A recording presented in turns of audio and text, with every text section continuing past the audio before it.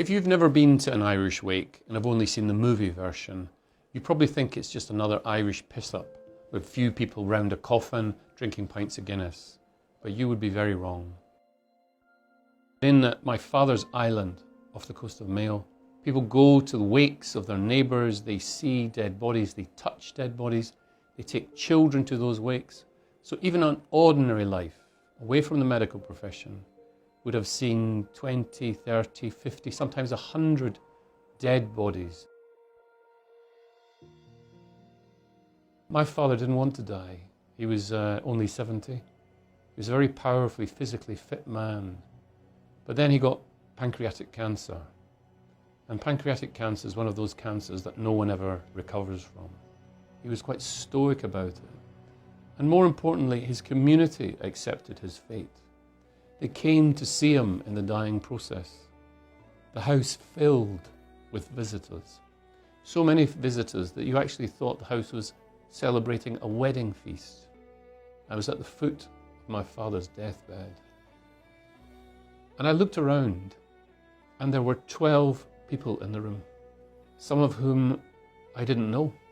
And at that moment, the Imrá Cínse, the chief keener, struck up a very familiar Catholic prayer called the Five Sorrowful Mysteries. Holy Mary, Mother of God, pray for us now and at the hour of our death. And then the chorus returned that other chant, Holy Mary, Mother of God, pray for us sinners now and at the hour of our death. And when the chorus said that second verse, that sound grew louder and louder and louder in that room until it was almost the loudest sound I've ever heard in my life. And I saw in that moment that what these people were doing were cradling this man into death like a lullaby. And that this death was not a Western hospital, but a rite within an Irish clan, a way of dealing with death that was probably as old as the fall of Troy.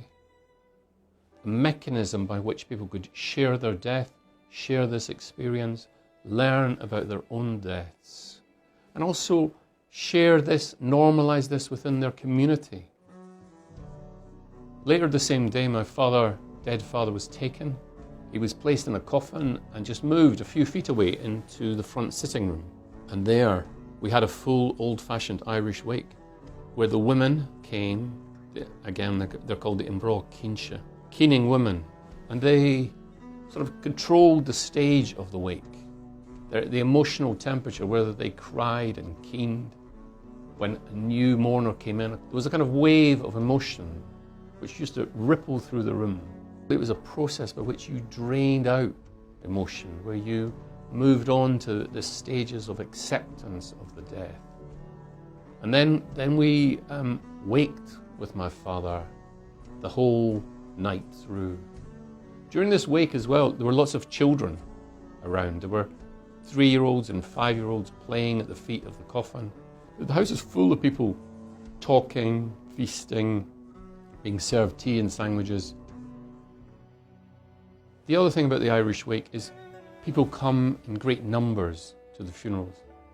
So my father, although he was a very ordinary man, had 300 or 400 people who came to his funeral, who were also under a moral obligation to shake the hands of the principal bereaved.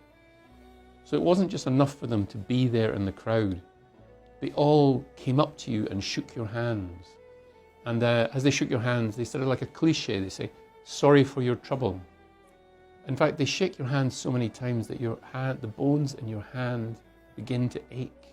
This was a way of countering death denial, because these individuals are shaking your hand, pressing into your flesh, and they're saying, it's not just sorry for your trouble, but they're dead, they're dead, they're dead, they're dead, they're dead.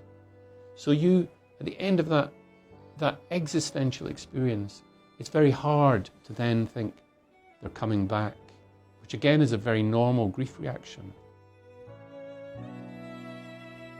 I think the best way to deal with death is not to invent a new ritual or appoint another priest caste of bereavement counsellors or medical professionals. It is to do what we've always done, and that's gather together as fellow mortals in the face of our mortality and seek to bridge that moment of bereavement and loss together